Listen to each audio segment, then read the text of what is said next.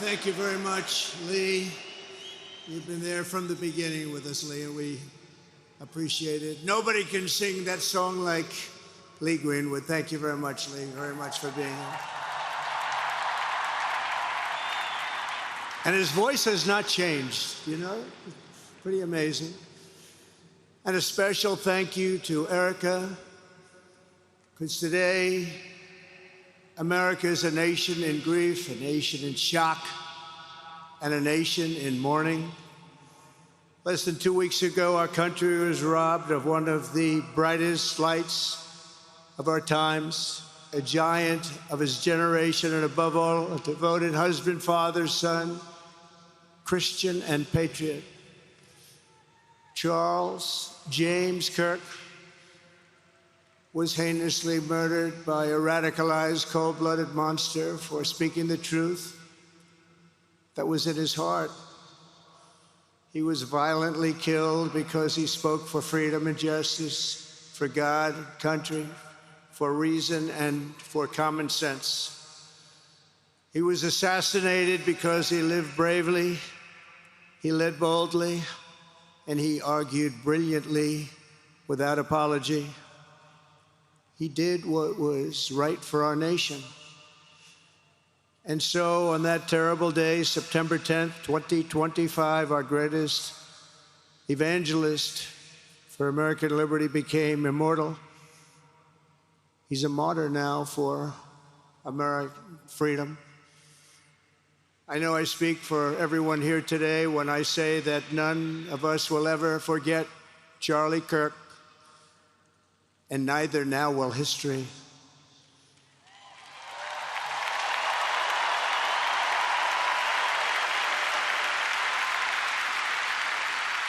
Because while Charlie has been reunited with his Creator in heaven, his voice on earth will echo through the generations, and his name will live forever in the eternal chronicle of America's greatest patriots.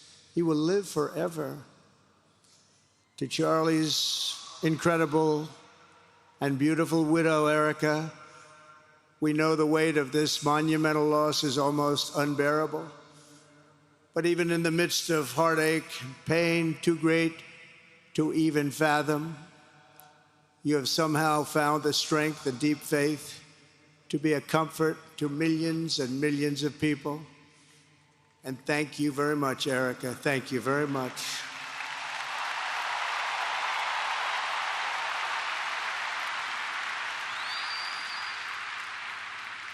Today, an entire nation wraps its loving arms around you and beautiful children. We share in your immense and overwhelming sorrow, and we vow that we will do everything we can to ensure that your children grow up in a land where their father is honored and revered as a great American hero. That's what he is.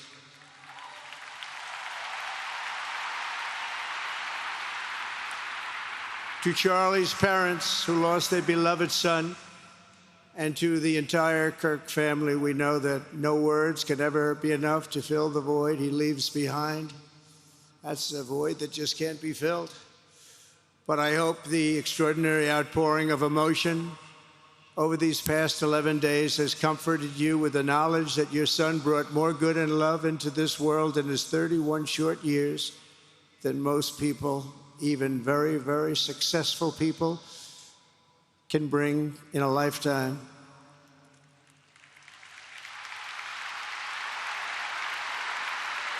Charlie Kirk loved America with everything he had, and as we can see so clearly today, America loved Charlie Kirk.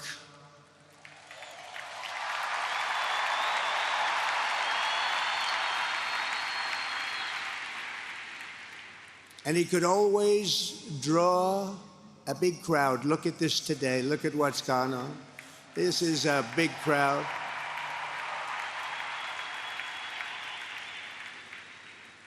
Here today we have the Vice President of the United States, J.D. Vance. We have the Speaker of the U.S. House of Representatives, Mike Johnson. We have countless members of the United States Senate, and I'm sorry I'm not going to introduce you, but I'll be up here. They're all over the place. and likewise the House of Representatives. They're all over this big stadium. This is not an arena, this is a stadium. Our great cabinet and this stadium packed with rafters of people, not to mention the one across the street that also has tens of thousands of people, and they're watching us on screen right now.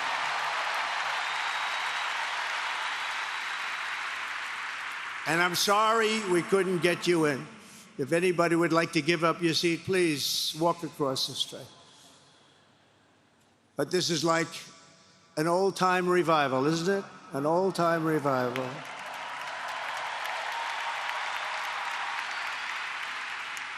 For millions of Americans, especially young people, it is agonizing and unthinkable to say goodbye to a patriot whose heart still had so much to give. It's so much. Raised in the suburbs of Chicago, Charlie was filled with a patriotic spirit from his youth, and he was an all-American in everything he did. And one of the last things he said to me is, "Please, sir, save Chicago." We're going to do that. We're going to save Chicago from horrible crime.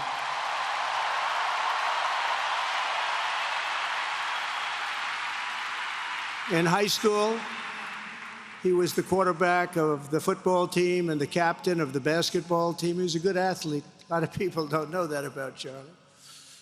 He was an Eagle Scout who spent his school lunch breaks listening to another champion for liberty, somebody that he greatly admired, Rush Limbaugh.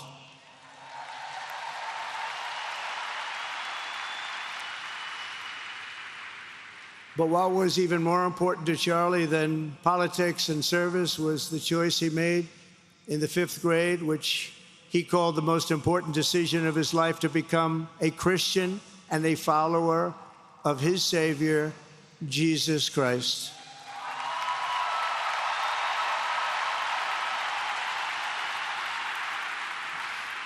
Inspired by faith and his love of freedom, Charlie did something remarkable when he was just 18 years old.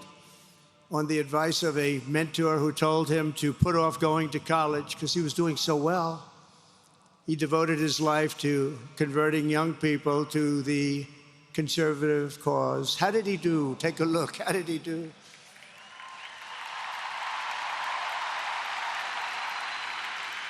In 2012, 2 days after graduating high school, and with just $1,800 in his pocket, the young man from Illinois, who no one had ever heard of, started an organization whose grand ambitions were captured in its name, Turning Point USA. Great name.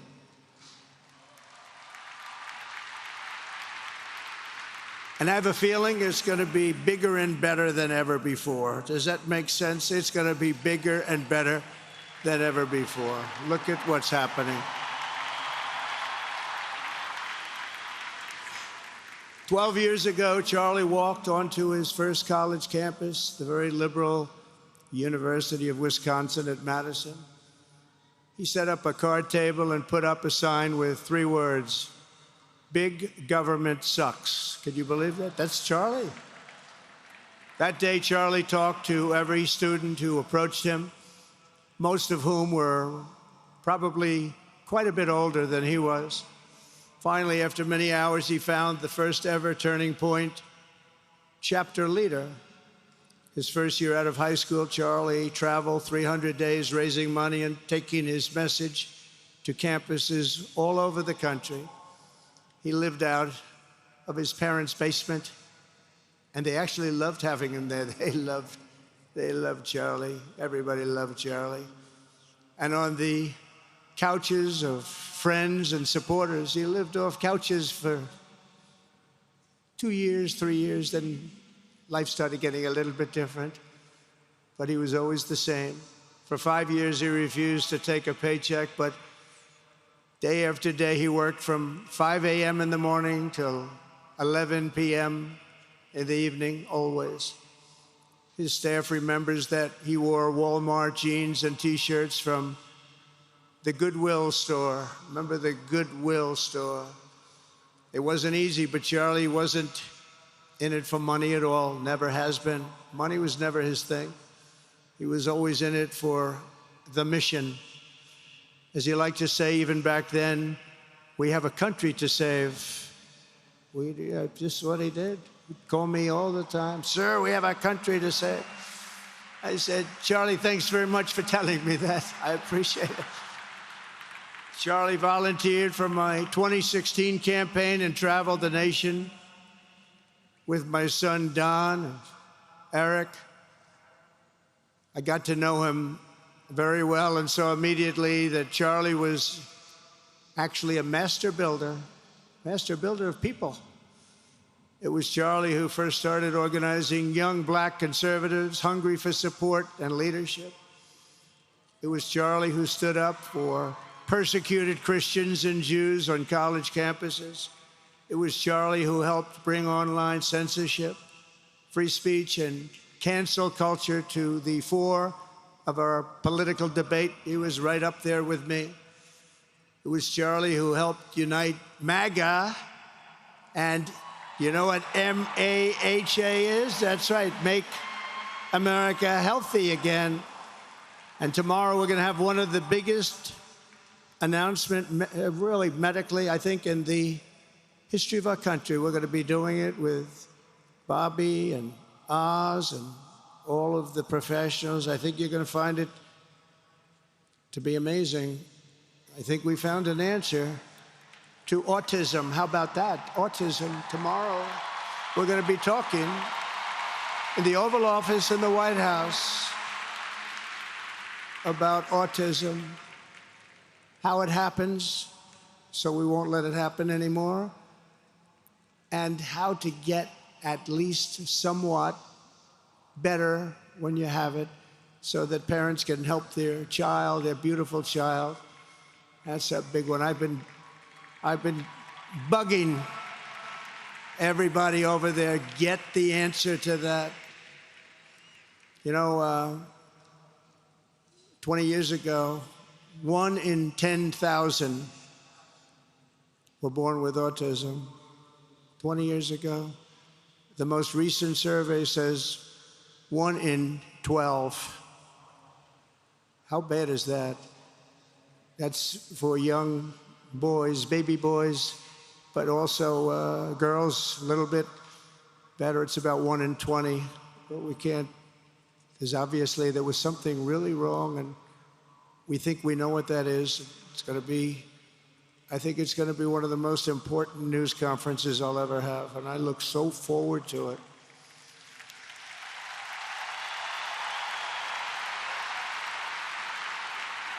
And you know who else looked forward to it? Because he knew. I'd tell him a little bit about what was going on. It was Charlie. He would have been front row center, believe me. We'll be missing him tomorrow. It was such a big deal for him, too. He brought together Donald Trump, Bobby Kennedy, right here in the great state of Arizona 1 year ago. Remember that? What a night, what a day that was. And it was Charlie who was among the first to speak to me about a man from Ohio by the name of J.D. Vance. Have you ever heard of him? He's doing a good job.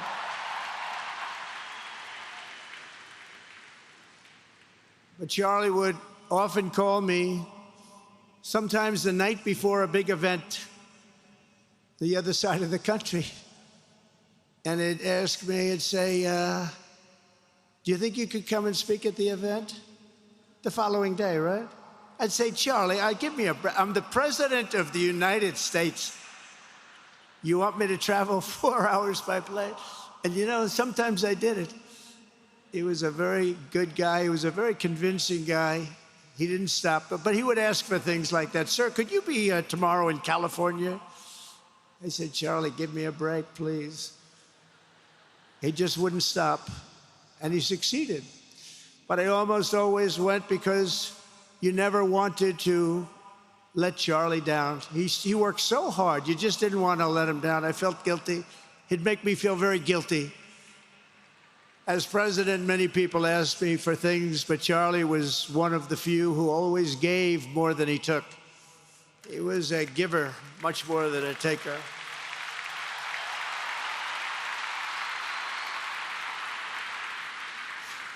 And no matter how big Charlie became, no one was too small for him to notice. He was good to everybody. Didn't matter. Several years ago, a fourth grader asked Charlie to appear on his podcast, which was probably only watched by the parents of that fourth grader. And Charlie, who was actually pretty hot at the time, to be honest, he agreed, and the boy asked for advice. Charlie replied, the left. I call it the radical left. I call it sometimes the radical left lunatics. But Charlie didn't say that. He called it the left. He was probably right, but I can't help it. I can't help it. So he said the left, radical left lunatics, may have all the money in the world, but they can never outwork me. I will wake up as early as I need to about himself. I will stay up as late as I need to, and I will never stop fighting for our country. And he did this until his dying breath. That's what he was doing. That's what he was doing. Think of it. Wow. What a horrible moment. I was in the Oval Office when I heard they came in, and it was like a surreal experience, a terrible, terrible. I had some very big people in the Oval Office, and I was in the midst of a very important conversation for our country, big people, the biggest. And I said, you have to leave now. When they told me that, they told me in front of a group of very powerful people. I said, you have to leave now, right now, please. Right now, you have to leave, go. By his own determination and skill, Charlie Kirk built Turning Point from his humble beginnings, the beginnings that nobody believed could ever end up something like this, into a great movement and a juggernaut of American politics. And you know, we have a massive stadium loaded up with people, but he got tremendous crowds before he had this kind of horrible news and before we had to hear what happened so terribly. He delivered more than 250 speeches a year at over 200 colleges and universities. And that was at a time when it was not really vogue to go to colleges and universities if you were a conservative. It really took great courage. And we used to talk, and I said, you know, I think they're much more conservative than we know. And he agreed, but it just wasn't something that was happening because the radical left would do very bad things, very dangerous things. But Charlie set up chapters on 2,200 campuses and spoke at more than 1,000 churches. He launched a podcast and radio show that grew to an audience of 1 million Americans a day, one of the bigger shows on radio. And Charlie didn't just bring young people into the movement. All of a sudden, it started to grow by leaps and bounds. By 2024, we won more young people than any Republican candidate in the history of our country, including, for the first time, a majority of males under 30. Can you believe it? Remember when Republican presidential candidates would get 4%? No, we did unbelievably with young people. And he was a big, big factor. Unbelievable. But he made me work for it. Sir, you have to make a speech here. You have to make a speech there. But we did it, and we won, and our country is doing unbelievably well now. We had a country that was dead 1 year ago, and now we have the hottest country anywhere in the world. And Charlie helped us make it that. One of the great people. But through it all, the core of Charlie's message and his basic method never changed. It never really changed. He stayed the same person also. At every campus event, Charlie asked the people who disagreed with him to come forward, and instead of silencing them, he handed them a microphone and let them speak. And he'd convinced so many of them. It was a pretty amazing thing to watch, actually. Shortly before Charlie arrived on campus, the day he was assassinated, a staff member texted him that there were many critics and students who were opposed to his views and rather strenuously in the crowd. And that actually made him feel good because he wanted to convince them. He understood. He really did. He understood what was right. And he was right about that. A lot of it was based on common sense, by the way.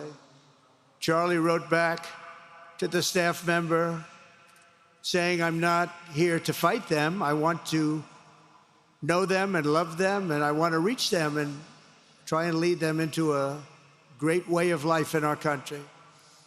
In that private moment on his dying day, we find everything we need to know about who Charlie Kirk truly was. He was a missionary with a noble spirit and a great, great purpose. He did not hate his opponents. He wanted the best for them. That's where I disagreed with Charlie. I hate my opponent, and I don't want the best for them. I'm sorry. I am sorry, Erica. But now Erica can talk to me and the whole group, and maybe they can convince me that that's not right, but I can't stand my opponent. Charlie's angry. Looking down, he's angry at me now. He wasn't interested in demonizing anyone. He was interested in persuading everyone to the ideas and principles he believed were good, right, and true. Before each appearance, he prayed these words: God, use me for your will. Always said the same thing: use me for your will.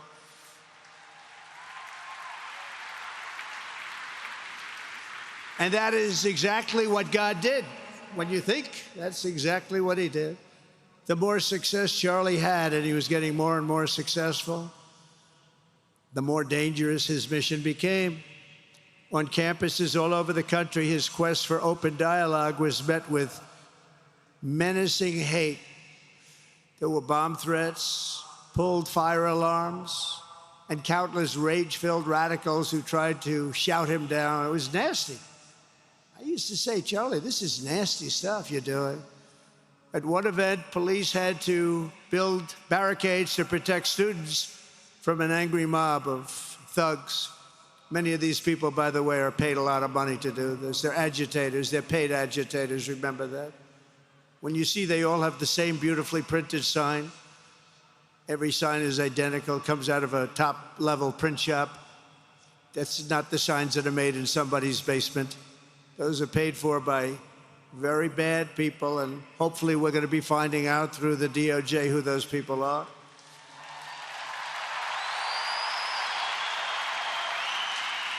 At another college, Antifa terrorists shattered windows, threw rocks, and tried to storm the building where Charlie was speaking. It was a really bad one. Often dozens of police officers were needed to prevent left-wing violence. And the violence comes largely from the left. You don't hear that from too many people, do you? And virtually every day for years before he was murdered, Charlie received these horrible death threats. People don't know. I used to talk to him about it. He said, I got some threats. He always felt that when they actually made the threat, they were not the ones to worry about. The ones to worry about were the ones that don't make the threats. I think you know what I mean. He knew the risk, but he and I shared a certain motto: never back down and never, ever surrender. Just don't surrender, never back down. He believed in it so strongly. So strongly. And he's right. He's totally right. The radicals and their allies in the media, sometimes referred to, as my son said, the fake news media, tried to silence Charlie for a simple reason: because he was winning, and he was winning big. He was taking over college campuses, colleges that had, in theory, only very liberal, or as they like to say, progressive. I call them liberal, but they like to call themselves, because such a beautiful word, progressive. They're the opposite of progressive, if you think about it. But they were really nasty, and he would go into these colleges. All of a sudden, within 2 years, 3 years, they turned into bastions of conservatism. It was really quite amazing to see. They lied about him because they did not want you to listen to him or to learn from him, because what he was talking about and even preaching made so much sense. Everywhere he went, he won the debates, he won the hearts, he won the minds, and yes, he won the elections for people. He helped us, he helped other people. We won the biggest election in the history of our country, I believe.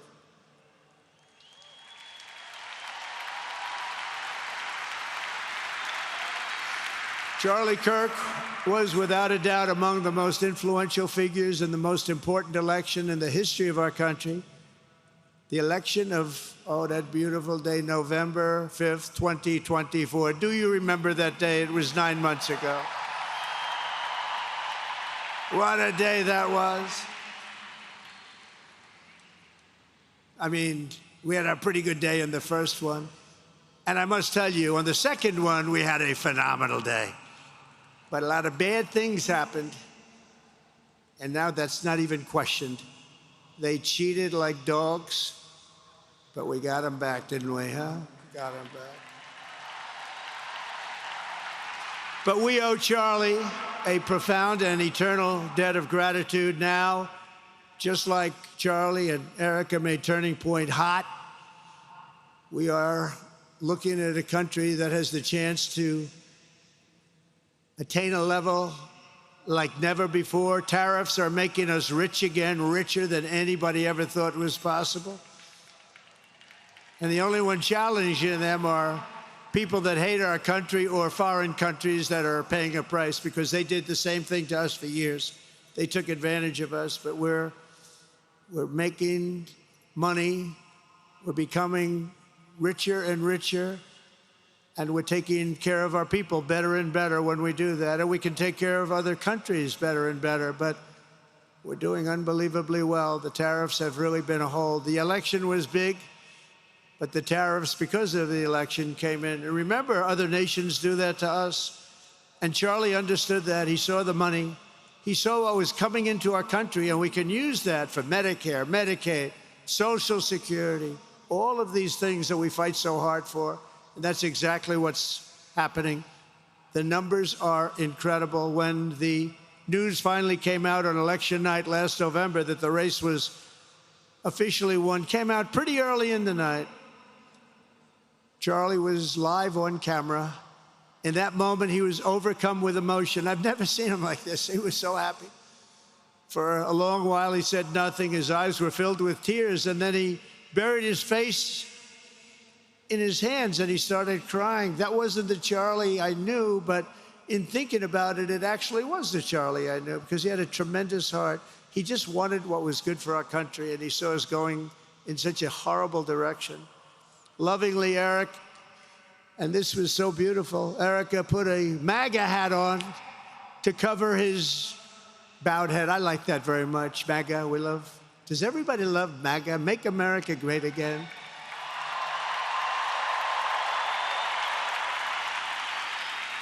When Joe Biden used to get up, remember the speeches?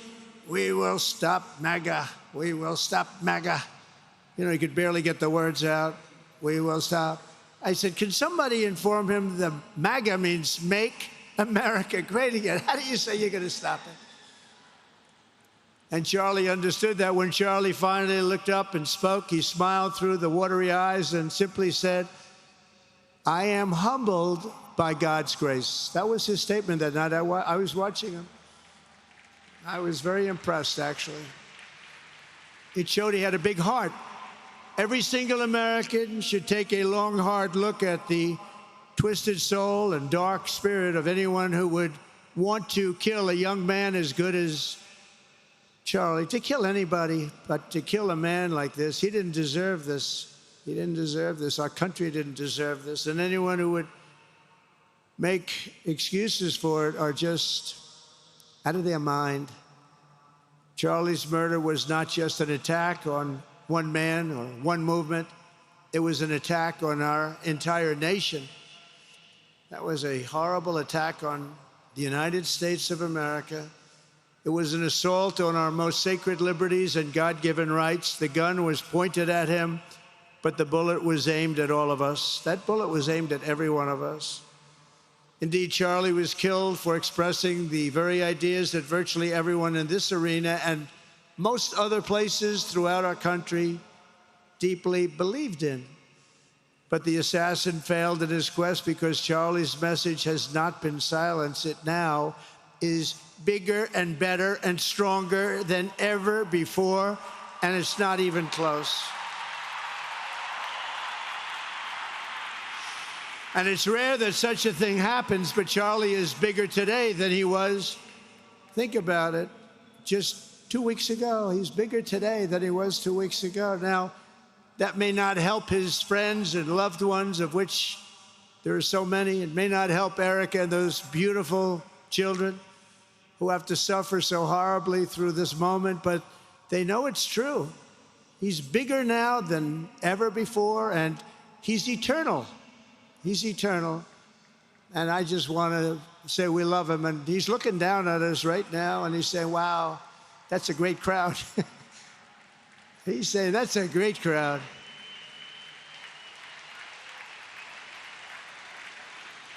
And it's a great crowd of patriots. But that's why I will soon award Charlie the nation's highest civilian honor, the Presidential Medal of Freedom. It's the highest civilian honor.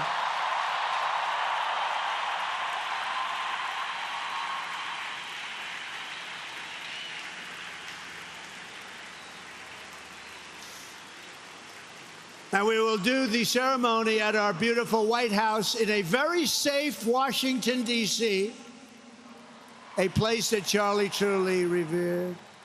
You know, we stopped the crime in Washington, took 12 days. Now you can go to restaurants, you can walk down the middle of the street with your wife. You can have your wife walk alone down the middle of the street. She's going to be in good shape. What a difference. What a difference good management really makes. But it's, I'm so proud of that, Washington, D.C. You know, it's one of the worst in the nation, in the world. And now it's considered a very safe city. And it's also, I passed it yesterday, I went through it, and the lawns are good. It's like a different place. It's like the tents are gone, the threats are gone, the gangs aren't there. We got rid of, you know, we took out 1,500 career criminals, 1,500.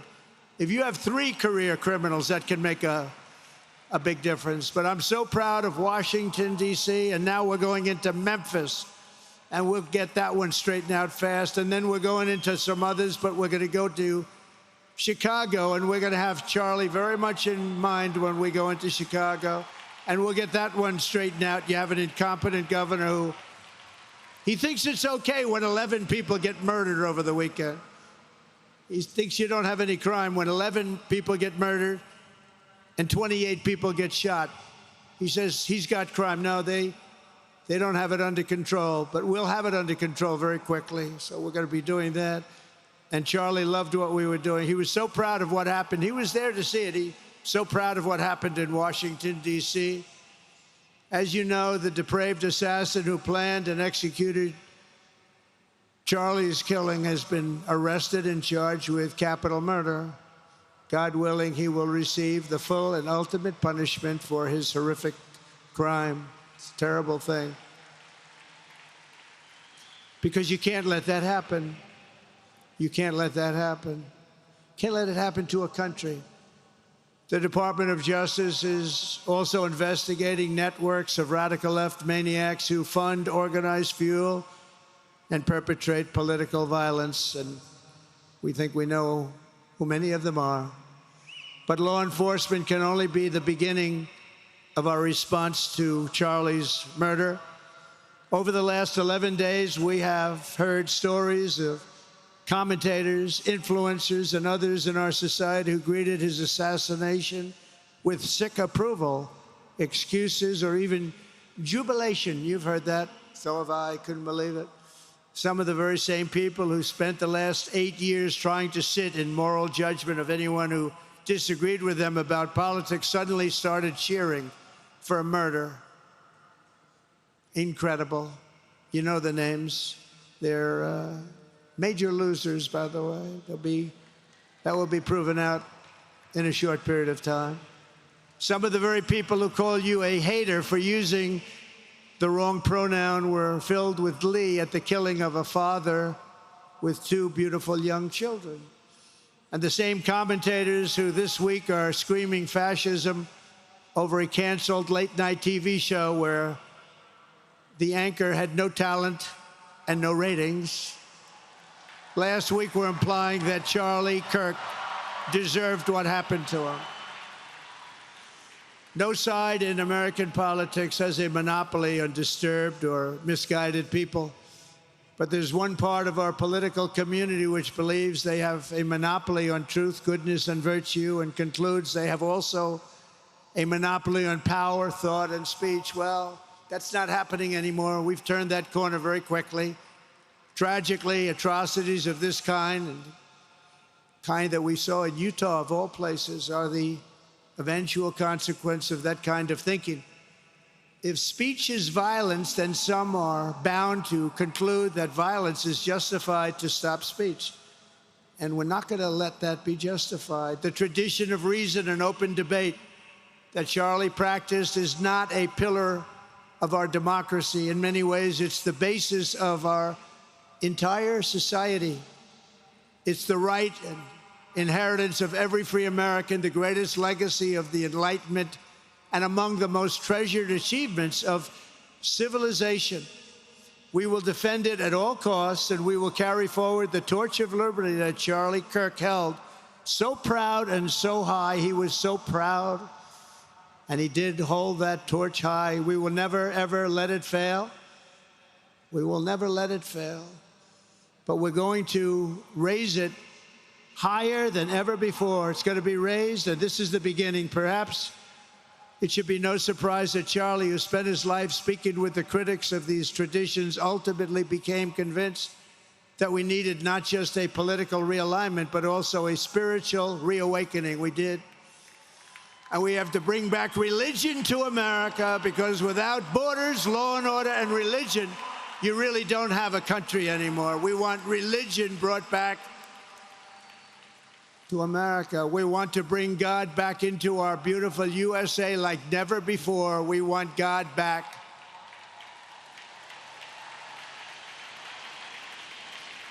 Charlie would have been so pleased to hear his friends and colleagues today giving testimony and giving glory to God. Within minutes of the gunshot in Utah, millions of Americans, young and old, heard the news and dropped to their knees and started praying. Even many who rarely prayed asked God for a miracle. Please, God, save Charlie. But although Charlie's time with us on earth has ended, those prayers for a miracle have already been answered. Look at what's happening. Look at what's happening. In the days since Charlie's death, we have seen how his legacy has touched so many millions around the world. In Calgary, Canada, thousands gathered at City Hall to sing the American national anthem and raise up posters with the name Charlie Kirk.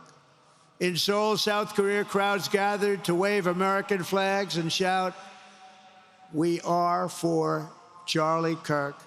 His memory has been honored in the streets of Berlin, Warsaw, Vienna, Sydney, Madrid, London, Tel Aviv, and all over the world. So beautiful to watch. A man as far away as rural Australia texted a pastor, "I'm going to come to church tomorrow for the first time ever." The pastor asked, "Why is that?" The man replied, "Because of Charlie Kirk." Can you imagine?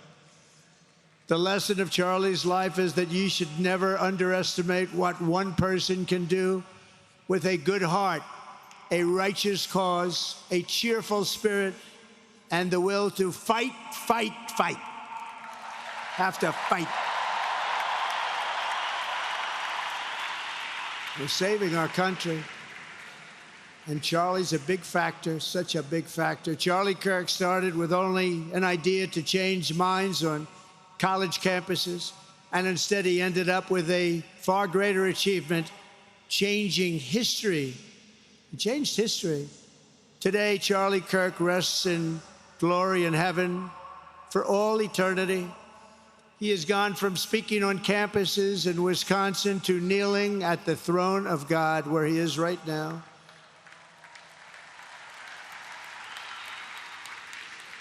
We grieve for the friend and leader that we have lost, but we go forward strengthened by his faith and bolstered by his courage and inspired by his example to defend the country he lived for the freedoms he died for, and the values in which he so deeply believed. He believed in values that we should all believe in.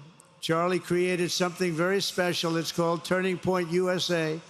And under the leadership and love of Erica, it will become bigger and better and stronger than ever before.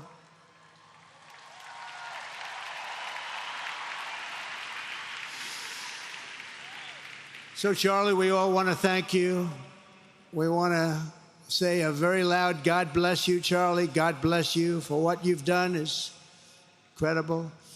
And God bless Erica and the children. God bless the United States of America. And could I ask Erica, please come out. Erica, please come out. Thank you.